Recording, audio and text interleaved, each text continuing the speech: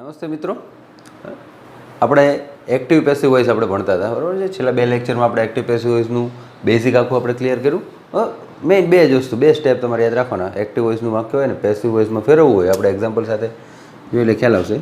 ઘણા બધા એક્ઝામ્પલ આપણે કર્યા છે, જસ્ટ એકાદ રિવાઇઝન કરી લેવું. બહુ સિમ્પલ એક કોઈ પણ વાક્ય લઈ લઈ કે આવું વાક્ય છે, યુ પ્લેડ ક્રિકેટ.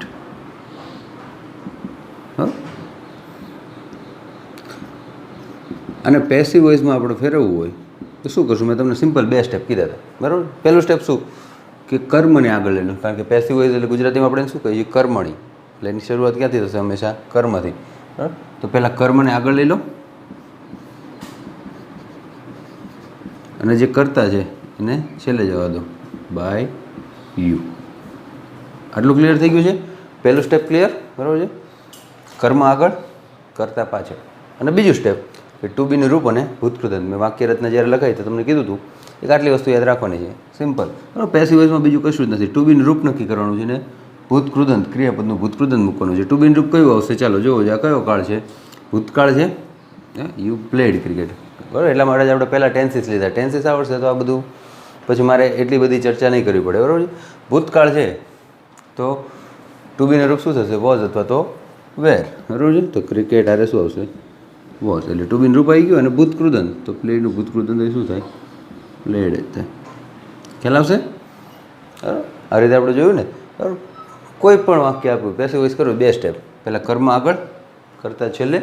અને બીજું સ્ટેપ ટુ બીનું રૂપ અને ભૂતકૃદંત, બરાબર. ભાઈ કાળ બદલાય, તારો ક્યાંય ચાલુ કાળ કોઈ હોત, બરાબર છે, કે યુ વેર પ્લેઇંગ ક્રિકેટ, આવી રીતે આપ્યું હોત તો ફેર શું પડે? ચાલો કે ભૂતકાળ છે એટલે ટુ બીનું રૂપ તો આપણે વોઝ અથવા વેરમાંથી મૂકવાનું છે. ચાલો વોઝ મૂકીએ. પણ ભૂતકૃદંત કરતી વખતે જોયું ને, ચાલુ કાળમાં શું હશે? અહીંયા આઈએનજી વાળું ક્રિયાપદ હંમેશા આપેલું હશે. તો આઈએનજી વાળું ક્રિયાપદ હોય મતલબ ચાલુ કાળનું વાક્ય છે, એનો તમે પેસિવ વોઇસ કરો ત્યારે શું કરવું પડશે? તમારે હંમેશા બીઈંગ મૂકવું પડશે. બીઈંગ પ્લેડ, આવું આપણે શીખાતા. હા, એટલે પેસિવ વોઇસ કરતી વખતે અહીં ખાલી નવું શું હશે? ઓલામાં cricket was played by you એવું આવતું હતું, અને અહીં આઈએનજી છે તો અહીં શું થશે? Cricket was being played by you. અને જ રીતે પૂર્ણ કાળ હોય, હા, કે યુ હેવ પ્લેડ ક્રિકેટ, કે યુ હેડ પ્લેડ ક્રિકેટ, એવું કંઈ વાક્ય આપેલું હોય તો ફેર શું પડશે? કે ટુ હેવના રૂપ આવશે, ટુ બીન રૂપ. બરાબર. ક્રિકેટ હારે શું આવે? હેઝ, બરાબર. અને જ્યારે પહેલેથી ભૂતકૃદંત આપ્યું હોય એનું ભૂતકૃદંત કરવું હોય તો અહીં તમારે શું કરવું પડે? બીન પ્લેડ. એટલે ક્યારે બીન આવશે, ક્યારે બીઈંગ આવશે, એવું ખ્યાલ આવશે. બીન ક્યારે આવે? અહીં આગળ હેવી ઝેડ હોય તો એનું પેસિવ વોઇસ એવા વાક્યનું કરો ને ટૂંકમાં, હેવે ઝેડ વાળા એટલે પૂર્ણકાળના વાક્યનું એનું પેસિવ વોઇસ કરશો એટલે હંમેશા બીન આવશે. શું કામ બીન આવશે એ બધું મેં તમને ગયા લેક્ચરમાં સમજાવ્યું હતું, બરાબર છે. અને ક્યારે બીઈંગ આવશે એ બધું આપણે ભણ્યા. એટલે એક વખત શાંતિથી એવું હોય તો જોઈ લેજો, બરાબર. સમજાઈ જાય એવું છે. એટલે ગોખવાની જરૂર નથી ક્યારે બીન આવે, ક્યારે બીઈંગ આવે, એ બધી વસ્તુ ક્લિયર છે. ઓકે. તો હવે એક્ટિવ પેસિવ વોઇસમાં આપણે જોવાનું શું છે કે ઘણા વાક્યો એવા તમને આપશે, જો વધારે અઘરું થોડુંક ક્વેશ્ચન પૂછવું હોય તો કેવા એવા વાક્ય આપશે જેમાં 2 કર્મ હોય. હવે ધારો કે તમને આવી રીતે વાક્ય આપ્યું હોય કે એને ચેન્જ ધ વોઇસ એમ કરીને તમને કોઈ વાક્ય લખ્યું હોય કે યુ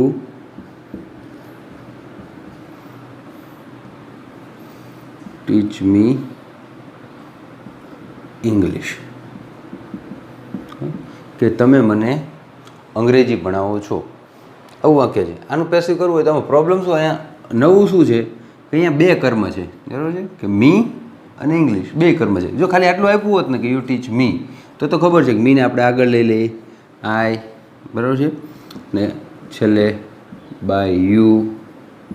હા, પછી વર્તમાન કાળ છે એટલે એમ ઇઝ આરમાંથી આઈ આરે શું આવે? એમ આવે, આઈ એમ. અને આનું ભૂતકૃદંત આઈ એમ ટોટ બાય યુ. તો આવું થાત જો એક જ કર્મ હોત તો. આવું તો આપણે ભણ્યા, બરાબર છે. પણ અહીંયા પ્રોબ્લેમ શું છે? 2 કર્મ આવ્યું છે કે યુ ટીચ મી ઇંગ્લિશ, 2 વસ્તુ કીધી, તમે મને અંગ્રેજી ભણાવો છો, તો કર્મ 2 થાય, બરાબર. તો ફેર શું પડે? સિમ્પલ જ છે, બરાબર. બહુ કોઈ જાજો ફેરફાર નથી થતો, પણ અમુક વસ્તુ ધ્યાનમાં રાખવી પડશે, એ ધ્યાન રાખજો. જો આવું હોય ને તો તમે 2માંથી કોઈ પણ કર્મ, આનું પેસિવ 2 રીતે કરી શકો, કારણ કે 2 કર્મ છે, બરાબર. તો 2 કર્મ છે, 2માંથી કોઈ પણ એક કર્મને તમે આગળ લઈ શકો, બરાબર છે. કોઈ પણ એક કર્મ, ધારો કે હું મીને આગળ લઉં તો મીને આગળ લઉં તો શું કરવું પડે? આપણે આઈ કરવું પડે, છેલ્લે બાય યુ આપણે જે રીતે કરતા હતા. તો આઈ એમ ટોટ એક કર્મને આગળ લો ને, મીને આગળ લીધું, બરાબર છે, છેલ્લે બાય યુ કર્યું, પછી ટુ બીનું રૂપ ભૂતકૃદંત આવી ગયું, પછી જે બીજું કર્મ હતું એ તમારે તો ત્યાં રાખવું જ પડે. એટલે એક રીતે આ રીતે થાય, બરાબર. આનું પેસિવ વોઇસ બે રીતે કરીએ. શું કર્યું, બે કર્મ છે તો બેમાંથી કોઈ પણ એકને હું આગળ લઈ શકું. આપણે કર્મને આગળ લેવાનું હતું, તો ધારો કે મીને આગળ લો, મીને આગળ લો તો શું થાય, અહીંયા આઈ થાય, યુને જવા દો, એટલે બાય યુ. આ તો જે આપણે અત્યાર સુધી કરતા જ વસ્તુ છે, બરાબર. પહેલું સ્ટેપ થઈ ગયું. બીજું સ્ટેપ શું આવે, ટુ બીન રૂપને ભૂતકૃદંત. પણ બે કર્મવાળા મેં એટલું યાદ રાખવાનું, એક કર્મને તમે આગળ લીધું તો બીજું કર્મ જ્યાં છે ત્યાં રાખવાનું છે, બરાબર છે, એને કંઈ કાઢી નથી નાખવાનું. સમજાઈ જશે. અથવા બીજી રીતે કઈ રીતે થાય કે ધારો કે હું અહીં ઇંગ્લિશને આગળ લઉં, હું ધ્યાન રાખજો અહીંયા છે ને બે કર્મમાં તમને એ રીતે આપશે. એક સજીવ કર્મ છે, મતલબ સર્વનામનું કર્મ. આપણે જે આઈ વી યુ એનું આપણે કર્મ વિભક્તિ કરતા હતા ને, આઈનું મી, વીનું અસ, યુનું યુ, એમાંથી કંઈક હશે જેની કર્મ વિભક્તિ હોય સર્વનામના. અને બીજું હશે એક નિર્જીવ કર્મ, મતલબ કોઈ સબ્જેક્ટ, બરાબર, કોઈ પણ સોરી કોઈ પણ એવો ઓબ્જેક્ટ એક આપેલો હશે, બરાબર છે, કે કોઈ વસ્તુનું નામ ને એવું ટૂંકમાં. તો જ્યારે સજીવ કર્મને તમે આગળ લઈ લો, મતલબ જે સર્વનામવાળું આપેલું છે એનું, તો કોઈ પ્રોબ્લેમ નથી, બરાબર. તો બીજું જે કર્મ છે એમનામ જ રહેવાનું. પણ જ્યારે તમે બીજું આ જે નિર્જીવ કર્મને આગળ લો ને ત્યારે ધ્યાનમાં શું રાખવાનું છે, જો ખાલી આ રીતે. પહેલાં તો ચાલો આપણે જે સ્ટેપ બાય સ્ટેપ કરીએ જેવું જ, કે ઇંગ્લિશ ને છેલ્લે બાય યુ, આ સ્ટેપ તો કરવાનું જ છે. પછી ટુ બીનું રૂપને ભૂતકૃદંત એ આવડે છે કે ઇંગ્લિશ આરે એમિઝારમાંથી શું આવશે, વર્તમાન કાળ છે એટલે એમિઝારમાંથી જ મૂકવું પડશે. એટલે શું આવશે, ઇંગ્લિશ ઇઝ અને આનું ભૂતકૃદંત ટોટ, બરાબર. હવે એટલું યાદ રાખવું. કેમ આપણે આઈને આગળ લઈએ તો ઇંગ્લિશ આપણે એમનામ જ રાખતા હતા, અહીંયા ઇંગ્લિશને આગળ લઈએ તો આપણે મી એમનામ રાખવાનું. પણ જ્યારે સજીવ કર્મ એને રાખવાનું તો એને બદલે અહીંયા આગળ ખાલી ટુ લગાડવાનું થશે. એક આ ધ્યાન રાખજો, ક્યારે ટુ લગાડવું. જો અહીંયા ટુ ઇંગ્લિશની આગળ ટુ નહોતું લગાડ્યું, બરાબર.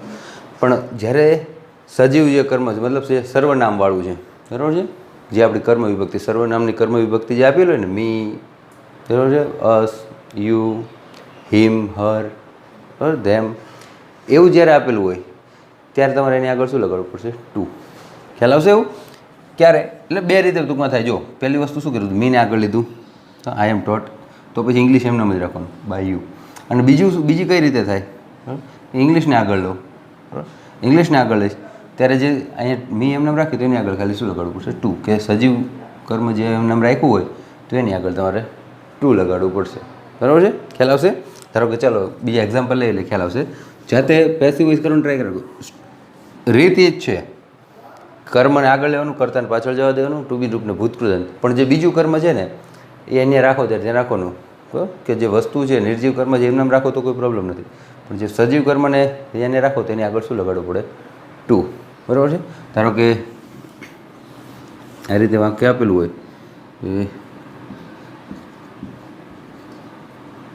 તે ચાલો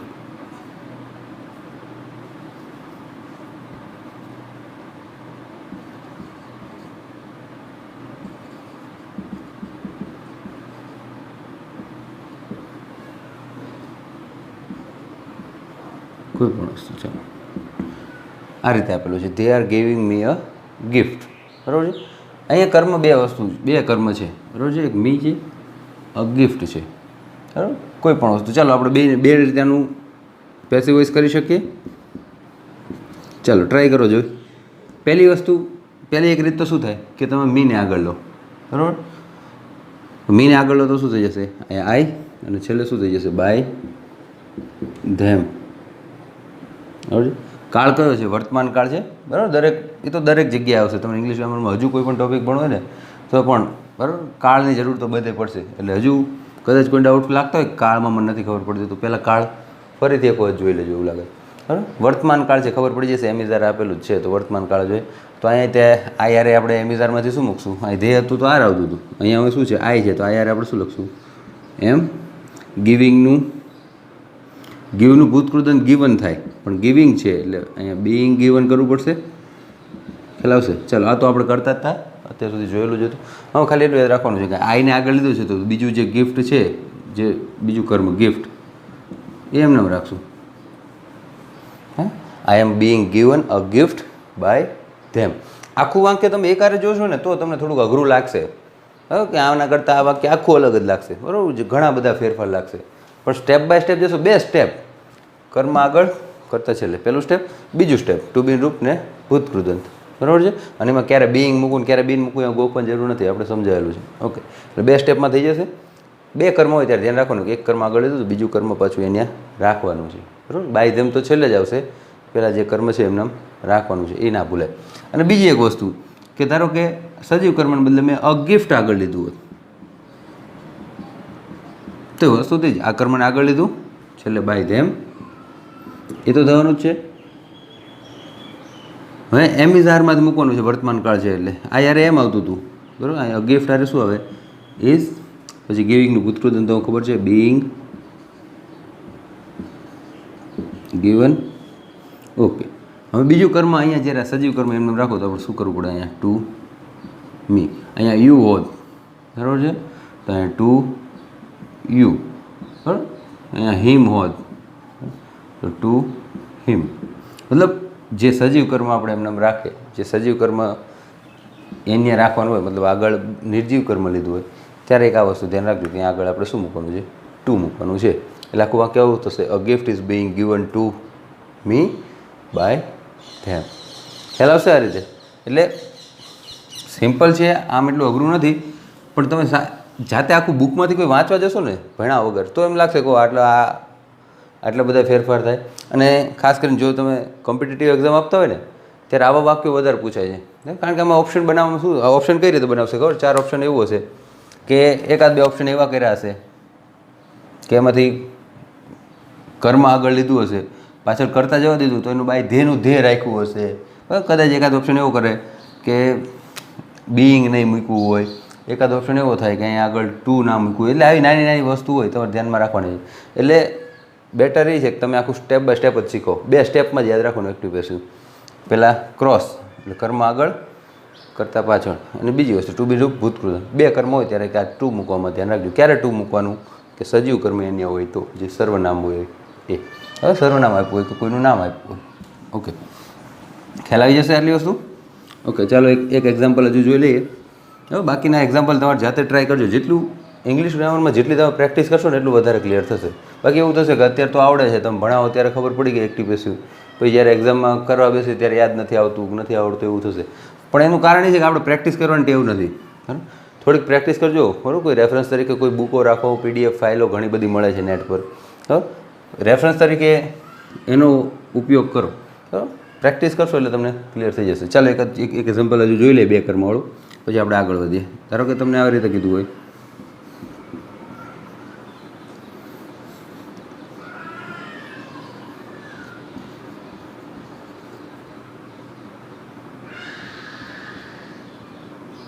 રામ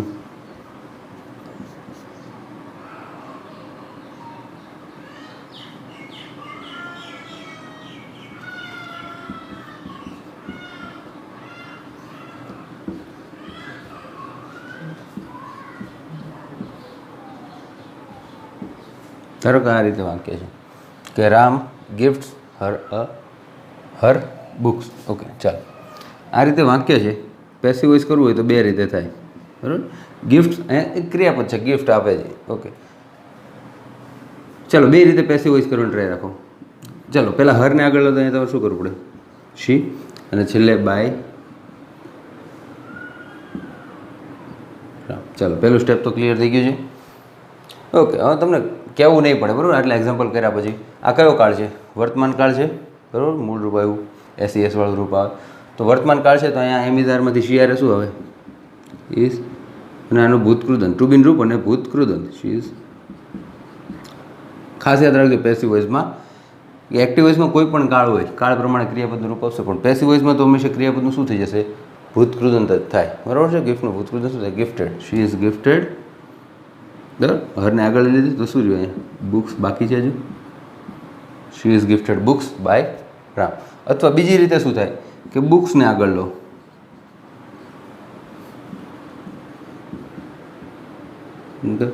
તો ફેર શું પડે કે બુક્સ અરે અહીંયા એમિઝારમાંથી અહીં શું આવે? આર આવશે, બહુવચન છે, બુક્સ આર. ભૂતકૃદંત તો આવવાનું જ છે. સજીવ કર્મ એને રાખવો જોઈએ એટલે શું કરવું પડશે? To her. ઓલું ખાલી હર હતું. આપણે બુક્સમાં બુક્સ રાખતા ત્યાં ટુ નથી લગાડવાનું, પણ જ્યારે આવું જે સર્વનામ આપ્યું હોય અથવા કોઈનું નામ આપ્યું હોય તેને આગળ તમારે શું લગાડવાનું છે? ટુ લગાડવાનું છે. એટલે books are gifted to her by રા. ખ્યાલ આવશે? એટલે ઇઝી છે, પણ થોડુંક પ્રેક્ટિસ કરવી પડશે, હા, તો વધારે ક્લિયર થશે. ઓકે, તો આના થોડાક એક્ઝામ્પલ હજુ તમને ઘણા બધા મળી રહેશે બુકોમાં, પ્રેક્ટિસ થોડીક કરજો. ઓકે ઓકે, ચાલો. તો હવે એક્ટિવ પેસિવ વોઇસમાં ધ્યાન ક્યાં રાખવાનું છે? બરાબર, કે જ્યારે ક્વેશ્ચન માર્ક્સ, બરાબર, જે પ્રશ્નાર્થ વાક્યો આવે એમાં થોડુંક ધ્યાન રાખવાનું. એટલે એ તો તમને આવડી જશે, કોઈ પ્રોબ્લેમ નહીં થાય. પણ જ્યારે પ્રશ્નાર્થ વાક્યનું પેસિવ કરો ને, તો હવે તમે કાળ ભણ્યા છો, ખબર છે પ્રશ્નાર્થ કઈ રીતે હોય, અથવા પ્રશ્નાર્થ વાક્ય આપેલું છે તો તમને ખ્યાલ આવી જશે કયા કાળનું વાક્ય છે. એ જ વસ્તુ અહીં તમારે કરવાની છે. ધારો કે તમને એક એક્ઝામ્પલ આપ્યું છે કે એનું પેસિવ વોઇસ કરો કે do you drive a car. દરેક આવું સેન્ટેન્સ છે, આને તમારે પેસિવ વોઇસમાં ફેરવવાનું છે. તો રીત એ જ રહેશે, આપણા જે સ્ટેપ છે ને એ જ વસ્તુ, ખાલી ધ્યાનમાં એક વસ્તુ એટલી રાખવાની થશે. જો આનું પેસિવ વોઇસ કરો, પહેલું આપણે પહેલાં ભૂલી જાઓ કે પ્રશ્નાર્થ વાક્ય છે. સાદું વાક્ય હોત કે યુ ડ્રાઈવ અ કાર, આવું હોત તો આપણે પેસિવ વોઇસ કઈ રીતે કરે? તો સિમ્પલ છે, અ કાર આગળ લેવાનું છે, છેલ્લે બાય યુ, આ રીતે થવાનું છે પહેલું સ્ટેપ. અને અહીંયા ટુ બિન રૂપને ભૂતકૃદંત, બરાબર. ટુ બિન રૂપ શું આવશે? કયો કાળ છે? પ્રશ્નાર્થ વાક્યમાં ખ્યાલ આવશે ને, ડુ ડસ ડીડ એવું હોય, બરાબર. ડુ ડસ હોય તો વર્તમાન કાળ, ડીડ હોય તો ભૂતકાળ, એવું તો આપણને ખ્યાલ છે. ઓકે, તો અહીંયા વર્તમાન કાળ છે એટલે એમ ઇઝ આરમાંથી કંઈક મૂકશું, બરાબર છે. એટલે અકાર આર શું આવશે? ઇઝ અને ભૂતકૃદંત, બરાબર. ડ્રાઈવનું ભૂતકૃદંત શું છે? Driven by you. જો સાદું વાક્ય હોત ને કે યુ ડ્રાઈવ અ કાર, તો એનું પેસિવ આ રીતે થાય, a car is driven by you. ફેર શું છે? અહીંયા પ્રશ્નાર્થ વાક્ય છે. તો અહીંયા આપણને ખબર છે કે સાદા વર્તમાન કાળમાં જ્યારે પ્રશ્નાર્થ શીખ્યા ત્યારે જોયું હતું કે આમાં કંઈ ટુ બીનું રૂપ નથી આવતું, એટલે આપણે આગળ પ્રશ્ન કરવા માટે શું કરતા હતા? ડુ ડઝ એવું લગાડતા હતા. પણ હવે પેસિવ વોઇસમાં તો આપણે હંમેશા ટુ બીન રૂપ આવવાનું જ છે, બરાબર છે. તો ટુ બીન રૂપ જ્યારે આવવાનું છે તો એ વખતે ડુ ડઝ નહીં કરવું પડે, જે ટુ બીનું રૂપ છે એને જ આપણે આગળ લઈ લઈએ, એટલે આ શું થઈ જશે? પ્રશ્નાર્થ. એટલે ટૂંકમાં વસ્તુ એની જ છે, બરાબર. પણ તમને એવું ન થાય કે ડુ ક્યાં ગયું, ડઝ ક્યાં ગયું. બરાબર, ડુ કેના માટે આવ્યું હતું? કે સાદા વર્તમાન કાળમાં આપણે પ્રશ્નાર્થ વાક્ય બનાવવું તો આપણે ડુ અથવા ડઝ લગાડવું પડે. પણ પેસિવ વોઇસ કરો ત્યારે ટુ બીન રૂપ હંમેશા આવવાનું છે. પેસિવ વોઇસની વાક્ય રચનામાં મેં તમને કીધું કે કર્તા અને કર્મને અદલા બદલી કરો પછી હંમેશા શું આવશે? ટુ બીન રૂપને ભૂતકૃદંત આવશે. તો ટુ બીન રૂપ આવવાનું જ છે, તો પછી એ વખતે પ્રશ્નાર્થ કરો ત્યારે ખાલી ફેર શું પડશે? ટુ બીન રૂપ અહીંયા આગળ લખવાનું થશે, બીજું કોઈ ફેરફાર નહીં. Is a car driven by you. ખ્યાલ આવશે? સમજાવો, આપણે એકાદું વાક્ય જોઈ લઈએ એટલે વધારે ખ્યાલ આવશે.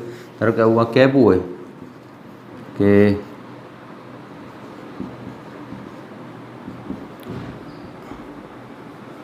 આર ધે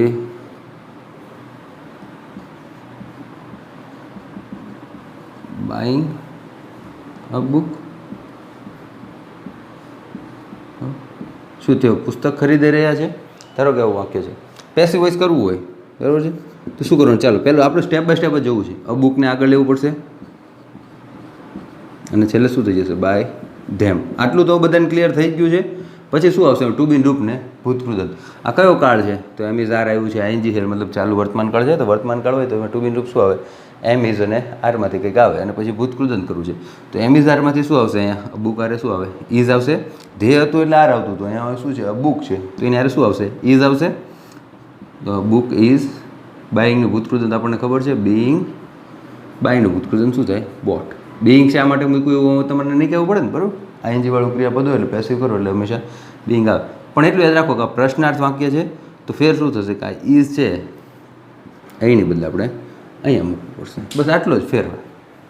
હા, તો પેસિવ વોઇસમાં પ્રશ્નાર્થ વાક્ય કરવું હોય ત્યારે શું થશે? કે જે ટુ બીન રૂપને ભૂતકૃદંત અહીંયા આવતું હતું એમાંથી ટુ બીન રૂપ ખાલી આગળ આવી જશે, બીજું કોઈ, બરાબર, એમાં એટલું અઘરું નથી. ખ્યાલ આવી જશે આટલું? એટલે સિમ્પલ જ છે. એટલે એક્ટિવ પેસિવ વોઇસ ખરેખર સહેલો ટોપિક છે, બરાબર. જેટલો અઘરો માનો જેટલો અઘરો છે નહીં, બરાબર છે. નેગેટિવ વાક્ય હોય તો તમારે ટુ બીન રૂપ પછી અહીંયા નોટ મૂકવું પડશે, બરાબર છે. આવી રીતે વાક્ય આપ્યું હોય કે she does not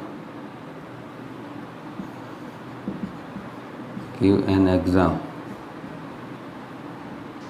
હા, આનું પેસિવ વોઇસ કરવું ધારો કે નેગેટિવ વાક્યનું, તો નેગેટિવ વાક્યનું પેસિવ વોઇસમાં શું ધ્યાન રાખવાનું છે? પહેલાં ચાલો સ્ટેપ બાય સ્ટેપ. એને એક્ઝામ અને છેલ્લે શું થાય છે? By her. આ બધી વસ્તુ કહેવાની જરૂર નથી, પણ તમને ભૂલ ન પડે એટલા માટે. કોઈને એવું ન થાય કે આ ડઝ ક્યાંય ગયું. અહીંયા ટુ બી રૂપ નહોતું આવતું એટલે નેગેટિવ કરવા માટે આપણે ડુ ડઝનો ઉપયોગ કરતા હતા.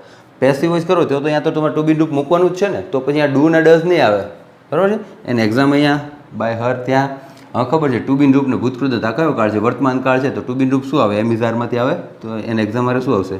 ઇઝ આવશે અને ગિવન. પણ એટલું યાદ રાખો નેગેટિવ વાક્ય છે, નેગેટિવ કરવા માટે ડઝ નોટ વાપરતા હતા, પણ અહીંયા તો ટુ બી રૂપ છે તો અહીંયા કંઈ ડઝ નોટ નહીં આવે, તો અહીંયા ઇઝ પછી નોટ લગાડી દો એટલે નેગેટિવ થાય, બરાબર. મતલબ ટુ બી રૂપ આપેલું હશે અને પછી નોટ લગાડી દો એટલે કોઈને એવો ક્વેશ્ચન ન થવો જોઈએ કે ડઝ કેમ ગયું, ડુ કેમ ગયું. એ પ્રશ્નાર્થ કરવા માટે આપણે વાપરતા હતા એક્ટિવ વોઇસમાં. પેસિવ વોઇસમાં એની જરૂર નહીં પડે, કારણ કે પેસિવ વોઇસમાં હંમેશા ટુ બી રૂપ આવવાનું છે, બરાબર. તો ટુ બી રૂપ જ આગળ લઈ લો તો પ્રશ્નાર્થ થઈ જાય અને પછી નોટ લગાડતો તો નેગેટિવ થઈ જાય, બરાબર છે. તો આનું an exam is not given by her, આનું પેસિવ આ રીતે થશે. ખ્યાલ આવશે? એટલે એક્ટિવ પેસિવમાં ખરેખર એટલું અઘરું નથી. 2 સ્ટેપ ટૂંકમાં તમારે એક્ટિવ પેસિવ આખું શીખવું હોય ને અગત્યનો ટોપિક છે કોઈ પણ એક્ઝામની દ્રષ્ટિએ. એમાં ખાસ કરીને જેમાં મેઇન્સ આવતી હોય ને એમાં એક્ટિવ પેસિવ વોઇસનો સૌથી વધારે ઉપયોગ મેઇન્સ એક્ઝામમાં થાય. પ્રિલિમ્સ એક્ઝામમાં તો થાય જ, બરાબર. કોમ્પિટિટિવ એક્ઝામની પ્રિલિમ્સ એક્ઝામમાં તો 1-2 ક્વેશ્ચન તમને એક્ટિવ પેસિવના મળશે, પણ ખાસ કરીને જે લોકો બરાબર ક્લાસ સુપર ક્લાસ 3 અથવા તો ક્લાસ 1-2 ની તૈયારી કરતા હોય તો મેઇન્સમાં આખું પેપર આવવાનું છે ઇંગ્લિશનું, આખું 100 માર્ક્સનું પેપર આવવાનું છે. તો 100 માર્ક્સમાં એક્ટિવ પેસિવનો ઉપયોગ મેક્સિમમ થશે. ખાસ કરીને જ્યારે એસે રાઇટિંગ કરો ત્યારે તમારે પેસિવ વોઇસના વાક્ય લખવા પડશે, પ્લસ આખો એક પેરેગ્રાફ પૂછે છે, બરાબર. કે 5 કે 10 માર્કનો આખો પેરેગ્રાફ પૂછે કે આને પેસિવ વોઇસમાં કન્વર્ટ કરો, તો એ વખતે આનું વેટેજ વધી જશે, બરાબર છે. એટલે એક્ટિવ પેસિવ ખરેખર અગત્યનો ટોપિક છે અને સહેલો છે, બરાબર. આવડે એવો છે. તમે ભણ્યા પછી તો એટલું ખ્યાલ આવશે કે એક આખી એમનામ એક નજરે જોવો ને, તમે પહેલી નજરે જોતા હોય ને, જે શીખા નથી એ વખતે તમે જોશો ને કે આ વાક્ય ના વાક્ય તો બહુ બધા ચેન્જીસ લાગશે, બરાબર છે. આના કરતાં તમે કેટલા બધા ચેન્જીસ થાય છે, પણ સ્ટેપ બાય સ્ટેપ કરશો તો ઇઝી છે. તો એક વખત સિરિયસલી થોડુંક બરાબર ધ્યાન આપી અને એક વખત જોઈ લેજો અને એવું લાગે તો એની વધારે પ્રેક્ટિસ કરજો. ઓકે, ચાલો તો હવે નેક્સ્ટ લેક્ચરમાં આપણે એક નવા ટોપિક સાથે મળશું.